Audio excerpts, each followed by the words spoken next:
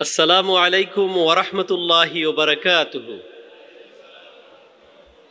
সম্মানিত ভাই এবং বোনেরা, আপনারা জানেন যে আজ থেকে 1450 বছর পূর্বে মুহাম্মদ সাল্লাল্লাহু আলাইহি ওয়াসাল্লাম মুক্তির বাণী নিয়ে আমাদের কাছে এসেছিলেন।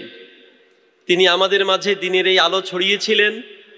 বিশ্বনবী মুহাম্মদ সাল্লাল্লাহু আলাইহি ওয়াসাল্লাম রাহমাতাল লিল আলামিন, তার জীবনকে উজাড় করে দিয়ে তিনি আমাদেরকে ভালোবাসতেন।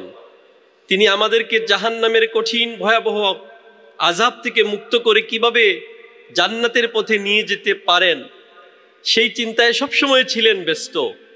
সেই প্রিয় নবী সাল্লাল্লাহু আলাইহি ওয়াসাল্লাম যখন এসেছিলেন তখন পৃথিবীতে কেউ আল্লাহকে বিশ্বাস করত না, তাওহীদের ধারক বাহক কেউ ছিল না। কিন্তু প্রিয় নবী মুহাম্মদ সাল্লাল্লাহু আলাইহি ওয়াসাল্লাম দ্বীনের এই দাওয়াতকে ঘরে ঘরে পৌঁছিয়ে দিলেন।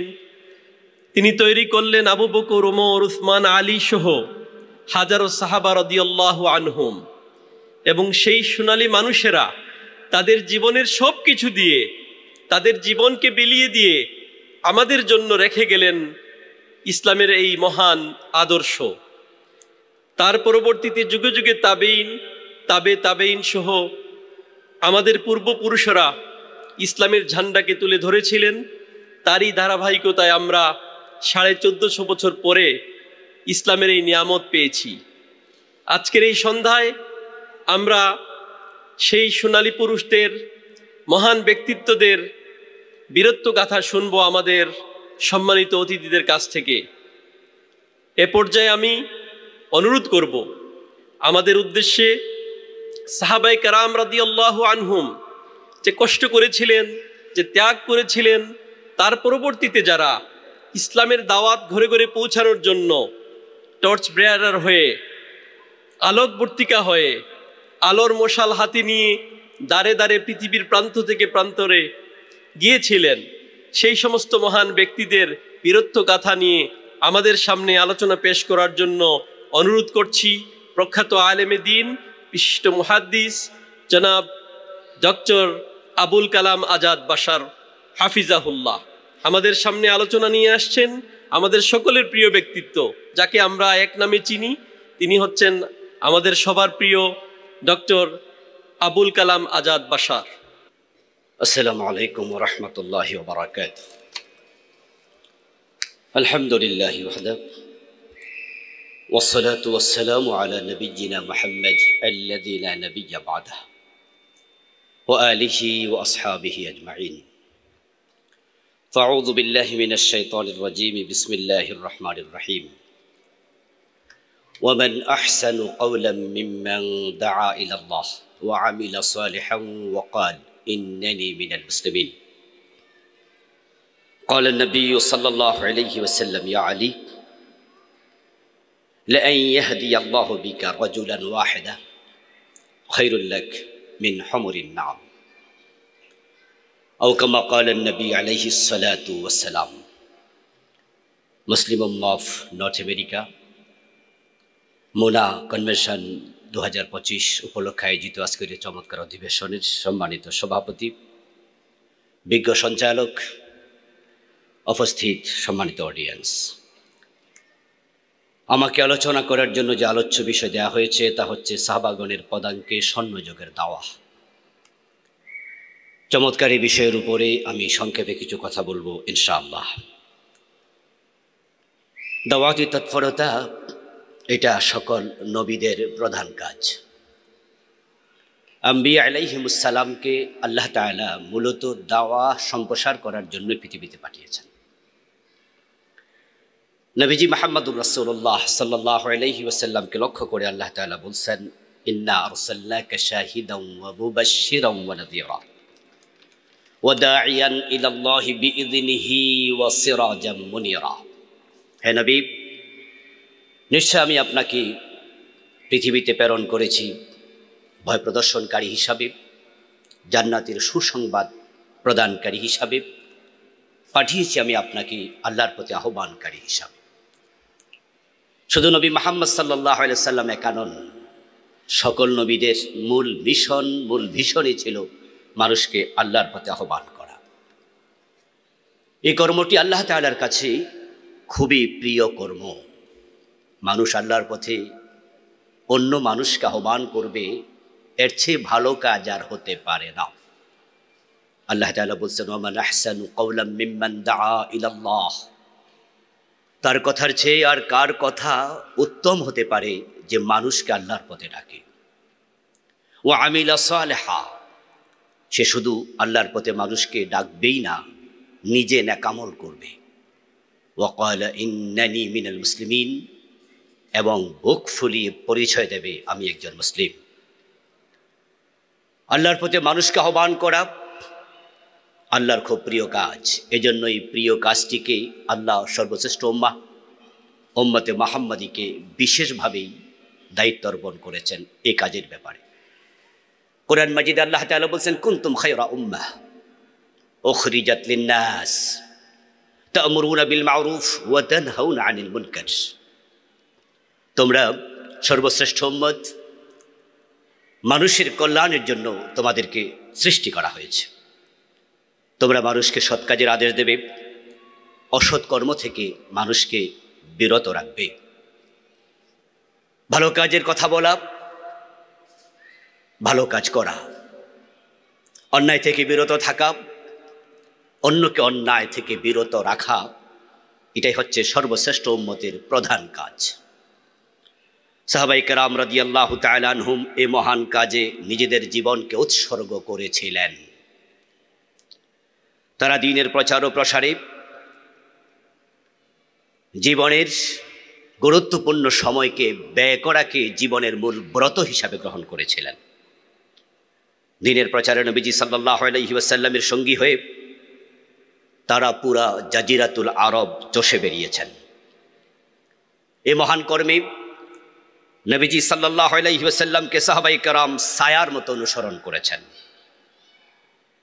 অসংখ্য সাহাবী যারা মসজিদে নববীর বারান্দাতেই জীবনটা কাটিয়ে দিয়েছেন, তাদের সংখ্যা 70-এরও বেশি। রাসূলুল্লাহ সাল্লাল্লাহু আলাইহি ওয়াসাল্লাম আহ্বান করলে যেন এক মুহূর্ত দেরি না হয়, এই জন্য তারা মসজিদে নববীর বারান্দাতেই থাকতেন, কখনো খেয়ে কখনো না খেয়ে। তারা মসজিদে নববীর বারান্দা থেকে যুদ্ধের ময়দান, বদর, ওহুদ, তাবুক, খন্দক হয়ে হিরাক্লিয়াসের রাজদরবার, পারস্যের কিসরা, ইথিওপিয়ার নাজাশির আবাসভূমি, সব স্থানেই সমানভাবে ছিল তাদের বিচরণ। নবীজি আহ্বান করতে দেরি, সাহাবায়ে কেরাম রাদিয়াল্লাহু তাআলা আনহুম রাসূলের আহ্বানে সাড়া দিতে এক মুহূর্ত দেরি করতেন না। তাদের পদাঙ্ক অনুসরণ করে দ্বীনের দাওয়া বিস্তৃত করা এটা পরবর্তী প্রজন্মের দায়িত্ব। রাসূলুল্লাহ সাল্লাল্লাহু আলাইহি সাল্লামের সাহাবারা যেভাবে আল্লাহর দ্বীনের প্রচার এবং প্রসারে নিজের জীবনকে তারা উৎসর্গ করেছিলেন, তাদের মতো করে যদি জান্নাত আমরা পেতে চাই, একই কর্মে জীবন উৎসর্গ করার সিদ্ধান্ত আমাদেরও নেওয়া উচিত। আমরা আল্লাহ তাআলার কাছে জান্নাত প্রার্থনা করি, সে জান্নাতে যেতে চাই যে জান্নাত আবু বকর সিদ্দিক যাবেন। আমরা আল্লাহর কাছে জান্নাত প্রার্থনা করি, সে জান্নাতে যেতে চাই ফারুক আজম ওমর রাদিয়াল্লাহু তাআলা আনহু যে জান্নাতে যাবেন। কর্মের মিল যদি না থাকে, চিন্তার মিল যদি না থাকে, তৎপরতার মিল যদি না থাকে, শুধু দোয়ার মাধ্যমে জান্নাত পাওয়া সুদূর পরা হতো। নবীজি সাল্লাল্লাহু আলাইহি সাল্লামের জীবদ্দশাতেই সাহাবায়ে কেরাম নিজের জন্মভূমি আরব থেকে তারা ছড়িয়ে পড়েছিলেন পৃথিবীর বিভিন্ন দিক দিগন্তে। হযরত মুআজ বিন জাবাল রাদিয়াল্লাহু তাআলা আনহুকে নবীজি সাল্লাল্লাহু আলাইহি সাল্লাম ইয়ামানের দাঈ এবং গভর্নর হিসাবে প্রেরণ করেছিলেন ওনার জীবদ্দশাতেই। হযরত মুআজ বিন জাবালের দাওয়াতে ইয়ামানের হাজার হাজার মানুষ ইসলামে দীক্ষিত হয়েছিল। হযরত মুআজ বিন জাবালকে প্রিয় নবী সাল্লাল্লাহু আলাইহি সাল্লাম যখন ইয়ামানে প্রেরণ করলেন, তখন তিনি বলেছিলেন, ইন্নাকা সাতাতি কওমান আহলা কিতাব, হে মুআজ, আমি তোমাকে এমন একটি বসবাসযোগ্য আবাসভূমিতে পাঠাচ্ছি ইয়ামান, যেখানের মানুষের অধিকাংশ আহলে কিতাব। ফাইযা জিতাহুম ফাদউহুম ইলা আন ইয়াশহাদু আন লা ইলাহা ইল্লাল্লাহ ওয়া আন্না মুহাম্মাদার রাসূলুল্লাহ। কিভাবে দাওয়াত দিতে হবে, নবীজি মুআজ বিন জাবাল রাদিয়াল্লাহু তাআলা আনহুকে সে টেকনিক, সে পন্থা শিখিয়ে দিচ্ছেন। দাওয়াতের প্রথম কাজই হবে শাহাদাতের আহ্বান। মানুষ যখন সত্যের সাক্ষ্য দেয়, তাওহীদের কালেমা গ্রহণ করে, তখন আল্লাহ তাআলা তাকে নিরাপত্তা দেন। قال رسول الله صلى الله عليه وسلم من قال لا إله إلا الله ثم مات عليه دخل الجنة وقال النبي صلى الله عليه وسلم ما من أن يقول لا إله إلا الله إلا دخل الجنة قال رسول الله صلى الله عليه وسلم من شهد من قبل نفسه أن لا إله إلا الله دخل الجنة। নবীজি বিভিন্ন শব্দে বিভিন্ন আঙ্গিকে একটি মেসেজ বিশ্ববাসীকে বারবার দিয়েছেন, সেটা হচ্ছে কালেমায়ে শাহাদাত, কালেমায়ে রিসালাত। যে ব্যক্তি মুখ থেকে অন্তর থেকে সাক্ষ্য দিয়ে উচ্চারণ করবে, এই কালেমা নিয়ে মৃত্যুবরণ করার মানেই হচ্ছে আল্লাহর জান্নাতে প্রবেশ করা। এই জন্য একজন মুসলমানের প্রথম দাওয়াতই হবে তাওহীদের দাওয়াত। নবীজি সাল্লাল্লাহু আলাইহি সাল্লাম এরপর মুআজ বিন জাবালকে বলছেন তারপর সালাতের কথা বলবে, পর্যায়ক্রমে ইসলামের অন্যান্য বিষয়ের দাওয়াত দেয়া শুরু করে দেবে। সাদ বিন আবি ওয়াক্কাস রাদিয়াল্লাহু তাআলা আনহু পারস্যে, আবু উবাইদা ইবনুল জাররাহ রাদিয়াল্লাহু তাআলা আনহু সিরিয়ায়, আমর ইবনুল আস মিশরে, আবু আইয়ুব আনসারী তুরস্কে, জাফর ইবনে আবি তালিব ইথিওপিয়ায় দ্বীনের দাওয়াত সম্প্রসারণ করার জন্য তারা হিজরত করে গিয়েছেন। সাহাবায়ে কেরাম রাদিয়াল্লাহু তাআলা আনহু দ্বীনের দাওয়াত সম্প্রসার করাকে এই জন্যই সবচেয়ে বেশি গুরুত্ব দিতেন, কারণ তারা জানতেন এর চেয়ে বড় সাদাকায়ে জারিয়া হতে পারে না। নবীজি সাল্লাল্লাহু আলাইহি সাল্লাম বলেছেন, আদ-দাল্লু আলাল খাইরি কাফাইলিহি। কোনো ভালো কাজে যদি কেউ কাউকে আহ্বান করে, ওই ভালো কাজ করে সে যত সওয়াব পাবে, যিনি আহ্বান করেছেন আল্লাহ সমান সওয়াব তার আমলনামায় লিখতেই থাকবেন। এই জন্য হযরত আলী রাদিয়াল্লাহু তাআলা আনহুকে নবীজি বলেছিলেন, ইয়া আলী লা ইয়াহদিয়াল্লাহু বিক রাজুলান ওয়াহিদা, তোমার মাধ্যমে একজন ব্যক্তিকে যদি আল্লাহ তাআলা হেদায়েত দেয়, খায়রুল লাকা মিন হুমরিন নাম, একটি লাল ওট পাওয়ার চেয়েও এটা তোমার জন্য অধিকতর শ্রেষ্ঠ কাজ। তৎকালীন পৃথিবীতে মানুষের বহনের জন্য যে বাহনগুলো ছিল তার মাঝে লাল ওট ছিল সবচেয়ে দামি। আজকে টেসলা, মার্সিডিজ সহ তামাম পৃথিবীতে সবচেয়ে দামি যে বাহন আছে, হতে পারে সেটা প্লেন অথবা অন্য, তৎকালীন যুগে এক একটা লাল ওট ছিল ততটাই আকর্ষণীয়। নবীজি বলছেন যে একজন ব্যক্তি তোমার দ্বারা যদি হেদায়াতের পথ খুঁজে পায়, এটা একটি লাল ওটের চেয়ে তোমার জন্য শ্রেষ্ঠ। এর কারণ হচ্ছে এই লোকটি হেদায়াতের রাস্তা খুঁজে পাওয়ার পরে আপনার ওসিলায় যত নামাজ পড়বে আপনি সে নামাজের সওয়াব পাবেন, যত রোজা রাখবে আপনি সে রোজার সওয়াব পাবেন, যত জিকির করবে আপনার ওসিলায় হেদায়াতের পথ পেয়েছে, এজন্য তার সকল জিকির আজকার আমল সবটার যে পরিমাণ সওয়াব সে পাবে, আল্লাহ তাআলা আপনাকে সে পরিমাণ সওয়াব দিতে থাকবেন। আমরা নিজের আমল দ্বারা জান্নাত পেয়ে যাব, এমন সাহস করার মতো আমল আমাদের কয়জনের আছে? কিন্তু যদি আপনার ওসিলায় এমন কোনো মানুষ সত্যের পথ খুঁজে পায় যে সত্যি মুখলিস, হতে তো পারে তার এই ইখলাসের আমলের ওসিলায় আপনিও নাজাত পেয়ে যাবেন। তাই ইসলাম ব্যক্তিগতভাবে শুধু আমল করে জান্নাত পর্যন্ত পৌঁছার নাম নয়। উখরিজাত লিন্নাস, আল্লাহ বলছে তোমাকে অন্যের জন্য বানিয়েছি, অন্য মানুষের জন্য। বাংলা একটি বিখ্যাত কবিতার অংশ, আপনাকে লয়ে বিব্রত রহিতেই আসে নাই কেহ অবনি পরে, সকলের তরে সকলে আমরা, প্রত্যেকে আমরা পরের তরে। আপনি নামাজ পড়ছেন, আপনার সন্তান পড়ছে না, হতে পারে হাসরের ময়দানে সন্তানের মামলার আসামি হয়ে আপনি জাহান্নামে যেতে হতে পারে। এজন্য ইবাদত শুধু ব্যক্তিগত কাজ নয়, এটা ব্যক্তির পরে পরিবার, পরিবারের পরে সমাজ, সমাজের পরে রাষ্ট্র। আপনি এবং আমি যদি সত্যের পথে এগিয়ে যাই, অন্যদেরকে এগিয়ে না নিয়ে যাই, অন্যের অপরাধের কারণে গজব আসলে হয়তো আমিও রক্ষা পাবো না। এই জন্য আল্লাহ তাআলা বলেছেন, ওয়াত্তাকু ফিতনাতাল লা তুসিবান্নাল্লাযীনা যালামু মিনকুম খাসসা। তোমরা ওই ফিতনাকে ভয় করো, ওই গজব আযাবকে ভয় করো, যা আসার পর শুধুমাত্র জালেমকে স্পর্শ করবে না। দিন যদি কোনো ভূখণ্ডে প্রচারিত হয়, কোনো সমাজে দিন এস্টাবলিশড হয়, ওই ভূখণ্ডে অপরাধ প্রবণতা কমতে বাধ্য। তাই দিনের প্রচার ও প্রসারে সাহাবায়ে কেরাম রাদিয়াল্লাহু তাআলা আনহু অনবদ্য ভূমিকা রেখেছেন। এর বদৌলতেই ইসলাম আমাদের কাছ পর্যন্ত পৌঁছেছে। যদি সাহাবায়ে কেরাম দিনের দাওয়াত নিয়ে বিস্ময় ছড়িয়ে না পড়তেন, তাহলে হয়তো ইসলাম আমাদের কাছ পর্যন্ত পৌঁছত না। বিদায় হজের দিন রাসূলুল্লাহ সাল্লাল্লাহু আলাইহি সাল্লামের সম্মুখে সাহাবী উপস্থিত ছিলেন 1,14,000-এর কম বেশি। কিন্তু রাসূলুল্লাহ সাল্লাল্লাহু আলাইহি সাল্লাম ইন্তেকালের পরে সাহাবারা আর মদিনামুখী ছিলেন না। তাদের অধিকাংশই দিনের দাওয়াত নিয়ে তারা পৃথিবীর বিভিন্ন দেশে ছড়িয়ে পড়েছেন।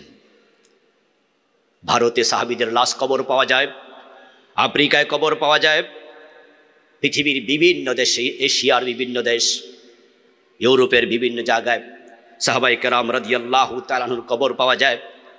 মদিনার বাকি গোরস্থানে ঐতিহাসিকদের বর্ণনা মাত্র সাহাবীদের কবর 10,000, অথচ সাহাবীর সংখ্যা ছিল 1.25 লক্ষের বেশি। শুধু বিদায় হজেই ছিল 1,14,000। তাহলে 10,000 আর বাকি বিশাল সাহাবীর অঙ্ক তারা কোথায়? তারা দিনের দাওয়াত নিয়ে সিরিয়া, জর্ডান, ফিলিস্তিন, লেবানন, ইরাক, আলবেনিয়া, টিউনিসিয়া এবং এশিয়ার বিভিন্ন দেশসহ ইউরোপের বিভিন্ন দেশসহ তারা পৃথিবীর দিগন্তে নিজের ছেলে মেয়ে আপনজন প্রিয়জনকে রেখেও তারা চলে গিয়েছেন। আমরা যে ভূখণ্ডের মানুষ, প্রিয় বাংলাদেশ, ইয়ামান থেকে শাহজালাল ইয়ামানী রাহিমাহুল্লাহ যদি বাংলাদেশে না পৌঁছতেন, তাহলে হয়তোবা ঈমানের স্বাদ আমরাও পেতাম না। বাংলাদেশের দিকে তাকালে আমরা কি দেখি? আমাদের দেশ ব্রাহ্মণবাড়িয়ার দেশ, ব্রাহ্মণ পাড়ার দেশ, দুর্গাপুরের দেশ, কৃষ্ণপুরের দেশ, লক্ষ্মীপুরের দেশ। গ্রাম বলেন, উপজেলা বলেন, জেলা বলেন, শত শত জায়গা হিন্দুদের মূর্তির নামে। এ পরিবর্তন কিভাবে হলো? আমার ব্যক্তিগত অবস্থান, আমার গ্রামের নামও দুর্গাপুর, কুমিল্লার একটি গ্রাম, 14 গ্রাম উপজেলার। কিন্তু আমার গ্রামে দুর্গা পূজা করার মতো এখন একজন হিন্দুও নেই। আমরা সবাই মুসলিম, কিন্তু দুর্গাপুর শব্দটা প্রমাণ করে নাম যখন রেখেছিল তারা হিন্দু ছিল। তারা কোথায় গেল? কোনো বাতাস এসেছিল, তারা বাতাসে উড়ে চলে গিয়েছে তা কিন্তু নয়, বরং তাদের মাঝে অসংখ্য কনভার্টেড হয়েছে ইসলামের দিকে। এর পিছনে অবদান ছিল শাহজালাল ইয়ামানী রাহিমাহুল্লাহ সহ খানজাহান আলী, শাহ মাকদুম, যারা সাহাবায়ে কেরামের আদর্শকে অনুসরণ করে দিনের দাওয়াতের জন্য হযরত শাহজালাল সেই ইয়ামান থেকে সিলেটে এসেছিলেন। আজ থেকে প্রায় 1100-1200 বছর আগে, যখন ঠেলাগাড়ি পর্যন্ত আবিষ্কৃত হয়নি, ইঞ্জিন চালিত কোনো নৌকা ছিল না, যখন কুমিল্লা থেকে ঢাকা আসতে লাগতো সময় 8 ঘন্টা, ঢাকা থেকে উত্তরবঙ্গে যেতে সময় লাগতো 1 দিন, শাহজালাল রহমতুল্লাহ আলাইহি এসেছিলেন ইয়ামান থেকে, আরব থেকে বাংলাদেশে, সময় লেগেছিল কত দিন, কত মাস। সাহাবায়ে কেরামের আদর্শ অনুসরণ করলে আজকের দিনেও তাম পৃথিবীতে আমরা ইসলামকে পৌঁছে দিতে পারবো। সে কাজটি করতে হবে। সাহাবায়ে কেরাম রাদিয়াল্লাহু তাআলা আনহুম ছিলেন যুদ্ধের মাঠের বীর পুরুষ। দিনের বেলায় তলোয়ার হাতে ছিল, রাতে আবার জায়নামাজে দাঁড়িয়ে তারা চোখের পানি ছেড়ে কান্না করতেন। এই চরিত্রের কারণে ইসলামের বিজয় এসেছিল। দিন প্রচারে তাদের দান সাদাকাও ছিল অতুলনীয়। দানের ক্ষেত্রে ছিলেন দানবীর, জীবন যাপনের ক্ষেত্রে ছিলেন দুনিয়া বিমুখ। দিনদারির ক্ষেত্রে ছিলেন আল্লাহর অকৃত্রিম বন্ধু। দিনের প্রচার ও প্রতিষ্ঠার ক্ষেত্রে নবীজিকে তারা অকুণ্ঠ চিত্তে সহযোগিতা করেছেন। হাসতে হাসতে নিজের জীবন পর্যন্ত বিসর্জন দিতে সামান্য কুণ্ঠিত হতেন না। বদরের যুদ্ধের দিন হযরত মিকদাদ ইবনুল আসওয়াদ রাদিয়াল্লাহু তাআলা আনহু নবীজি সাল্লাল্লাহু আলাইহি সাল্লামকে লক্ষ্য করে সাহস দিয়ে বলেছিলেন, ইয়া রাসূলুল্লাহ, ইন্না লা নাকুলু লাক কামা ক্বালা বানু ইসরাঈল লিমূসা ইযহাব আনতা ওয়া রাব্বুক ফাকাতিলা ইন্না হাহুনা কাঈদুন। হে নবী, এই যুদ্ধের মাঠে আমরা এসে শুধুমাত্র আপনার সাথেই সঙ্গী হয়ে আছি তা নয়। বনি ইসরাইলকে মূসা আলাইহিস সালাম বনি ইসরাইল মূসা আলাইহিস সালামকে বলেছিল, যুদ্ধে তুমি আর তোমার খোদা যাও, আমরা যাব না, আমরা হাহুনা কাঈদুন, এখানে বসে থাকব। কিন্তু আমরা উম্মতে মুহাম্মদী আপনাকে বলছি, আমরা তাদের মতো নই। ওয়ালাকিন্না নুকাতিলু আন ইয়ামিনিক ওয়া আন শিমালিক ওয়া বাইনা ইয়াদাইক ওয়া বাইনা খালফিক। হে নবী, আমরা আপনার ডান পাশে যুদ্ধ করব, আপনার বাম পাশে যুদ্ধ করব, আপনার সামনে থেকে যুদ্ধ করব, আপনার পিছন থেকে যুদ্ধ করব। আমরা আপনার সাথে আছি নিজের জীবনের শেষ সম্বলটুকু দিয়ে। নবীজি সাল্লাল্লাহু আলাইহি সাল্লাম মিকদাদের কথা শুনে ওনার চেহারা আলোকোজ্জ্বল হয়ে উঠল। বদরের যুদ্ধের মাঠে কোনো এক ফাঁকে রাসূলুল্লাহ সাল্লাল্লাহু আলাইহি সাল্লাম সাহাবায়ে কেরামকে লক্ষ্য করে বলছেন, কুমু ইলাল জান্নাহ আরদুহাস সামাওয়াতু ওয়াল আরদ। ও আমার সাহাবারা, যুদ্ধের মাঠে জিহাদের জন্য যাওয়া মানে আল্লাহর জান্নাতের দিকে দৌড়ানো। তোমরা জান্নাতের দিকে উঠে দাঁড়াও। হযরত উমাইর ইবনে হুমাম ইবনুল আনসারী রাদিয়াল্লাহু তাআলা আনহু, উমাইর বিন হুমাম আনসারী দাঁড়িয়ে গেলেন। দাঁড়িয়ে বলেন, বাখ বাখ ইয়া রাসূলুল্লাহ, হে রাসূল, ওই জান্নাতের দিকে আপনি আমাদেরকে দৌড়াতে বলছেন যে জান্নাতের প্রশস্ত আসমান থেকে জমিন পর্যন্ত। চমৎকার চমৎকার। নবীজি বলছেন, হুমাইর, কেন তুমি বাখ বাখ বলছো? জবাব দিলেন, জান্নাতের কথা শুনে আমি আনন্দে এ কথা বলছি। নবীজি বললেন, তুমি যদি শাহাদাত বরণ করো, যুদ্ধের মাঠে গিয়ে আল্লাহর পথে জীবন দিতে পারো, তুমি এখনই জান্নাত পেয়ে যাবে।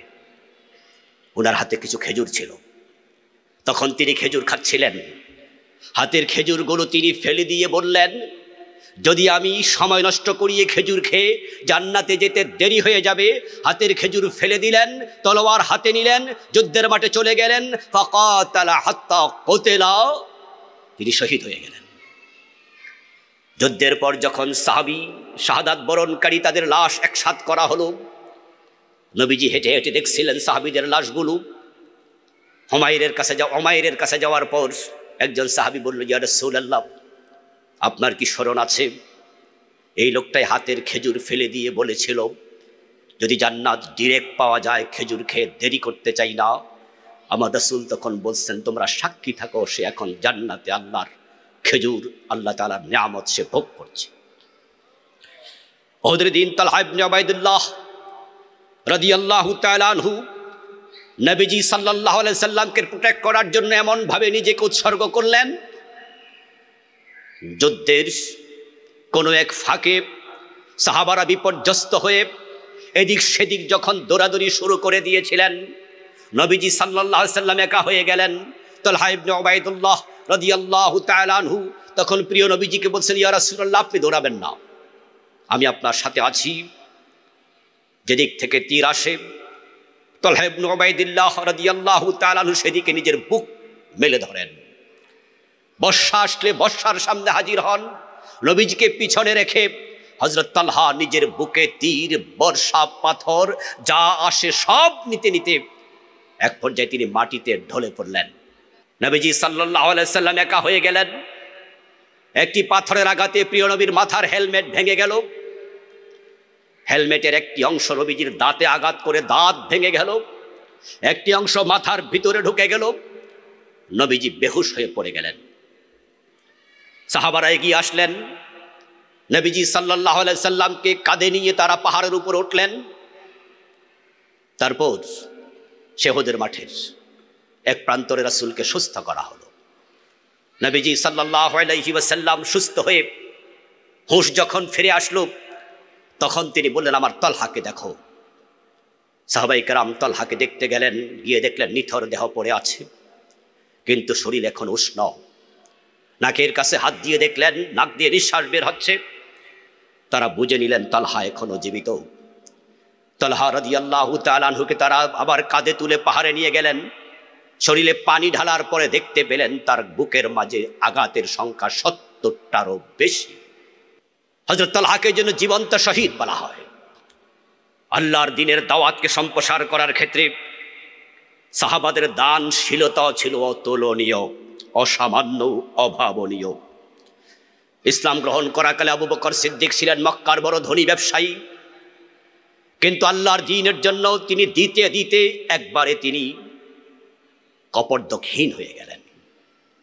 তাবুকের দিন রাসূলুল্লাহ সাল্লাল্লাহু আলাইহি সাল্লাম যখন ঘোষণা দিয়েছিলেন যে যা পারো নিয়ে আসো, আবু বকর সিদ্দিক সেদিন একটি ছোট্ট ব্যাগ নিয়ে এসেছিলেন, একটি ছোট্ট ঘাটটি নিয়ে এসেছিলেন, নবীজির সামনে উপস্থাপন করলেন। নবীজি সেই ঘাটটিকে খুলে দেখেন সেখানে পুরাতন লুঙ্গি, ঘরের ঝাড়ু, হান্ডি পাতিল যা আছে ওই পটলির মাঝে, সে ঘাটটির মাঝে। নবীজি সাল্লাল্লাহু আলাইহি সাল্লাম বুঝে নিলেন আবু বকরের বাড়িতে আর কিচ্ছুটি নেই। রাসূলুল্লাহ সাল্লাল্লাহু আলাইহি সাল্লাম প্রশ্ন করলেন, মা আবকাইতা লিয়াহলিকা ইয়া আবু বকর, আবু বকর সব তো নিয়ে এসেছো, বাড়িতে কি রেখেছো? আবু বকর সিদ্দিক রাদিয়াল্লাহু তাআলা আনহু সেদিন জবাব দিয়ে বলেছে, লাবকাইতুল্লাহ লাহুম আল্লাহ ওয়া রাসূলা, আমার পরিবারের জন্য শুধু আল্লাহ এবং তার রাসূলকে রেখে এসেছি। তাবুকের যুদ্ধের দিন হযরত ওসমান রাদিয়াল্লাহু তাআলা আনহু জিহাদের জন্য, দ্বীনের ইন্তেশারের জন্য এত বেশি পরিমাণ দান করেছিলেন, ইসলামের ইতিহাসের পাতায় সোনালী অক্ষরে তা লেখা। হযরত ওসমান একাই দিয়েছিলেন সেদিন 900 ওট, 100 ঘোড়া, 5 কিলো স্বর্ণ মুদ্রা, 19.5 কিলো রৌপ্য মুদ্রা। প্রিয় নবীর সামনে যখন ওসমান রাদিয়াল্লাহু তাআলা আনহু দানের এই বিশাল ভান্ডার উপস্থাপন করলেন, রাসূলুল্লাহ সাল্লাল্লাহু আলাইহি সাল্লাম ডান হাত স্বর্ণের স্তূপের ভিতরে ঢুকিয়ে দিলেন, বাম হাত রৌপ্যের স্তূপের ভিতরে ঢুকিয়ে দিলেন, দুটি হাত আলতো করে নাড়া দিয়ে বললেন, আমার ওসমান আল্লাহর দ্বীনের জন্য আজকে এত বেশি দান করেছে, আল্লাহ আজকের পরে কোনোদিন ওসমানের উপরে অসন্তুষ্ট হবেন না। তারা শুধু দানে নয়, তারা ত্যাগীও ছিলেন অবিস্মরণীয় অগ্রগামী। দ্বীনের প্রয়োজনে মক্কার বাড়িঘর, স্ত্রী সন্তান, জায়গা জমিন সব কিছু রেখে হিজরত করেছিলেন মদিনায়, হিজরত করেছিলেন ইথিওপিয়ায়। মুজাহিদদের যে সীমাহীন উদারতা এবং ত্যাগ তারা দেখিয়েছিলেন সেটা অবস্মরণীয়। মুহাজির হিজরতকারী যারা, তাদেরকে আশ্রয় দেওয়ার জন্য আনসার সাহাবারা নিজের ঘর পর্যন্ত অর্ধেকটি ভাগ করে দিয়েছিলেন। এমনও ছিল কোন কোন সাহাবী নিজের দুজন স্ত্রী ছিল, একজনকে সামনে উপস্থাপন করে, দুজনকে উপস্থাপন করে বলেছিলেন কোনজনকে তোমার পছন্দ নিয়ে যাও। তখনও পর্দার আয়াত নাজিল হয়নি। যাকে ইঙ্গিত করে দেখিয়েছিল তাকে তালাক দিয়ে মুহাজির ভাইয়ের সাথে বিবাহ দিয়েছে। ইসলামের ইতিহাসে সাহাবাদের এই ত্যাগ চিরস্মরণীয় হয়ে থাকবে।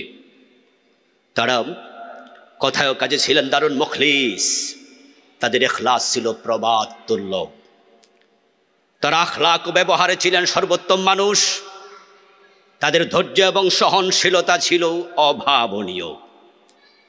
তারা দ্বীনী কাজে ছিলেন অত্যন্ত উদ্যমী, আন্তরিক ও পরম বিনয়ী। তারা দ্বীনের প্রচার ও প্রসারকে নিজের পরিবার পরিজন এমনকি নিজের জীবনের চেয়েও বেশি গুরুত্ব প্রদান করতেন। তাদের এই অপার ত্যাগের কারণেই ইসলাম বিশ্বময় ছড়িয়ে পড়েছে। আল্লাহ তাআলা রাসূল সাল্লাল্লাহু আলাইহি ওয়াসাল্লামের আনুগত্যের ক্ষেত্রে তারা ছিলেন পরস্পর প্রতিযোগী। তাই তো তাদের জীবদ্দশাতে অদ্য পৃথিবী ইসলাম পৌঁছে গিয়েছিল, আলোকিত হয়েছিল পৃথিবীর অর্ধাংশ। আমাদের উচিত তাদের পদাঙ্ক অনুসরণ করা। এই জন্য ইবনে মাসউদ রাদিয়াল্লাহু তাআলা আনহুর একটি বিখ্যাত উক্তি, যেটা আমাদের জন্য দারুণ পরিধানযোগ্য। তিনি বলেছিলেন, মান কানা মিনকুম মুস্তান্নান ফালইয়াস্তান্না মান ক্বাদ মাত ফাইন্নাল হাইয়া লা তু'মানু আলাইহিল ফিতনা উলাইকা আসহাবু মুহাম্মাদিন সাল্লাল্লাহু আলাইহি ওয়াসাল্লাম। তোমাদের কোনো মানুষ যদি কাউকে অনুসরণ করতে চাও, তাহলে তোমরা অনুসরণ করো যারা তোমাদের আগে চলে গেছে তাদেরকে, কারণ জীবিতরা ফিতনা থেকে নিরাপদ নয়। আর ইবনে মাসউদ চলে গেছেন যারা, তাদেরকে বলতে বুঝিয়েছেন উলাইকা আসহাবু মুহাম্মদ সাল্লাল্লাহু আলাইহি ওয়াসাল্লাম, তারা নবীজির সাহাবা, তাদেরকে অনুসরণ করো। কানু আফদাল হাযিহিল উম্মাহ, তারা ছিলেন উম্মতের সবচেয়ে সেরা মানুষ। আবার রাহা কুলুবা, তাদের অন্তর ছিল অত্যন্ত নিষ্কলুষ। ওয়া আমাকাহা ইলমা, সাহাবাদের ইলম ছিল অনেক গভীর। ওয়া আকাল্লাহা তাকাল্লুফা, নবীজি সাহাবারা কখনো বানোয়াটি করতেন না। হুম কওমুন ইখতারাহুমুল্লাহু লিসুহবাতি নবিয়্যিহি, তারা এমন কিছু সাদাদিল মধ্যে মুমিন যাদেরকে আল্লাহ তার নবীর সহবতের জন্য, সঙ্গ নেয়ার জন্য মনোনীত করেছিলেন। ওয়া ইকামাতি দীনিহি, তারা এমন কিছু মানুষ যাদেরকে আল্লাহ তার দ্বীন কায়েমের জন্য মনোনীত করেছিলেন।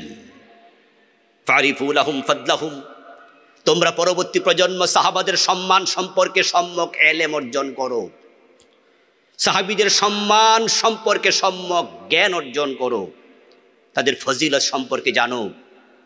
ওয়াত্তাবিউ ফি আসারিহিম, তাদের পদাঙ্ক অনুসরণ করো। ওয়াতামাসসাকু বিমাস্তাতাতুম মিন আখলাকিহিম ওয়া দীনিহিম, তাদের চরিত্র, তাদের দিনদারি সম্পর্কে জেনে সক্ষমতার আলোকে তা ধারণ করো, গ্রহণ করো। ফাইন্নাহুম কানু আলাল হুদাল মুস্তাকিম, তারা এই সত্যের উপরে প্রতিষ্ঠিত ছিলেন। সাহাবায়ে কেরাম রাদিয়াল্লাহু তাআলা আনহুমের দেখানো পথে আমরা চলতে চাই। এজন্য তো আমরা আমাদের ভাষণে, বক্তৃতায়, আমাদের টিসিতে, টিএসএ একটি কথা বারবার আমরা উচ্চারণ করি, আমরা ওমরের শাসন চাই, আবু বকরের শাসন চাই। আমাদের মতো চিন্তা যারা লালন করেন, তাদের মাঝে যারা কবি ছিলেন, গায়ক ছিলেন, তাদেরকে আমরা গাইতে শুনি, খোলাপায়ে রাশেদার সোনালী যুগ কেন যে ফিরে আর আসে না, সকলে পেয়ে তার অধিকার কেন যে প্রাণ খুলে হাসে না। আল্লাহ তাআলা সাহাবায়ে কেরামের পথে আমাদেরকে পথ চলতে বলে পবিত্র কোরআন মাজিদের আয়াত নাজিল করেছেন। তিনি বলছেন ফাইন আমানু বিমিসলি মা আমানতুম বিহি ফাকাদ ইহতাদাউ, তারা যদি সাহাবায়ে কেরামের মতো ঈমান আনে তাহলে তারা সত্যের পথ ফিরে পাবে। নবীজি বলেছেন আমার পরে যারা জীবিত থাকবে সায়ারা ইখতিলাফান কাসীরা, তোমরা অনেক ইখতিলাফ দেখতে পাবে। আলাইকুম বিসুন্নতি ওয়া সুন্নাতিল খুলাফাইর রাশিদিন আল মাহদিয়্যিন, তখন তোমরা ইখতিলাফের যুগে, মতবিরোধতার যুগে, মতদ্বৈতিতার যুগে, মতভিন্নতার যুগে, ঝগড়া ফাসাদের যুগে সত্যের উপর টিকে থাকতে যদি চাও, আমার সুন্নাহকে আঁকড়িয়ে ধরো, আঁকড়িয়ে ধরো আমার খোলাফায়ে রাশেদার সুন্নাহকে। আমার উম্মত ৭৩ দলে বিভক্ত হবে, এক দল জান্নাতি হবে। প্রশ্ন করা হয়েছিল ইয়া রাসূলুল্লাহ মাহি, সে দল কোনটি? ক্বালা মা আনা আলাইহি ওয়া আসহাবি, জান্নাতি দল শুধু একটা, যে মত পথের উপর আমি নবী এবং আমার সাহাবারা আছি। যদি আমরা আল্লাহর জান্নাত পর্যন্ত পৌঁছতে চাই, সাহাবাদের পদাঙ্ক অনুসরণ করতে হবে, তাদের মতো করে দাওয়াতি কাজ ইখলাসের সাথে সম্প্রসার করতে হবে। বিশেষ করে যে ভূমিতে আপনারা আছেন, এখানে নন মুসলিমের সংখ্যা 99% কম বেশি। আপনার ডানে একজন মুসলিম, বামে একজন মুসলিম, সামনে মুসলিম, পিছনে মুসলিম, আপনার নেই ভার, কেউ হিন্দু, কেউ খ্রিস্টান, কেউ বৌদ্ধ, কেউ নাস্তিক, কেউ হুদি, দিনের দাওয়াত তাদের কাছে পৌঁছিয়ে দেয় আপনার দায়িত্ব। অমুসলিম জনপদে কোনো মুসলিম যদি বসবাস করে, তাকে দাওয়াতি কাজের চিন্তা মাথায় নিয়ে বসবাস করা উচিত। এজন্য আমার সামনে যারা আছেন, আসুন না আমরা দিনকে মানুষের কর্ণকুহরে পৌঁছিয়ে দিই। নিজের পরিবার, নিজের সমাজ, নিজের নেইভার, নিজের দেশ, সকলের কাছে আমরা দিনের মেসেজ পৌঁছাতে চাই।